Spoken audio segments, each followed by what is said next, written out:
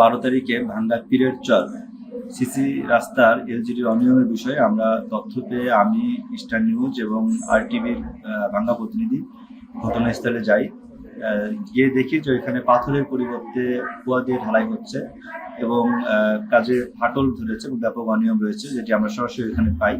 এবং এই কাজের অনিয়মের তথ্য পাওয়ার পরে আমরা যখন কাজ শুরু করি তখন থেকে আমাদেরকে বিভিন্নভাবে বিভিন্ন লোক মারফতে আমাদের কাছে অফার আসছে যে এটা যেন কোনোভাবে কাজ আমরা ইউজ না করি, এই জন্য বিভিন্ন প্রলোভন দিচ্ছে, কিন্তু আমরা সেটিতে রাজি না হওয়ায় গত 20 তারিখে আমাকে ডায়াবেটিস হাসপাতালে আমার উপরে হামলা করা হয়। বিশেষ গত শুক্রবারে আমার ওয়াইফ ব্লাড স্ট্রোকজনিত কারণে ডায়াবেটিস হাসপাতালে ভর্তি হয়। আমি এই 20 তারিখে এখানে আসি এবং আসলে তারা আমার গতিবিধি লক্ষ্য করে আমার উপরে হামলা করে, ব্যাপকভাবে হামলা করে, কিল ঘুষি সহ হামলা করে এই ডায়াবেটিসের মূল ফটকের ভিতরে।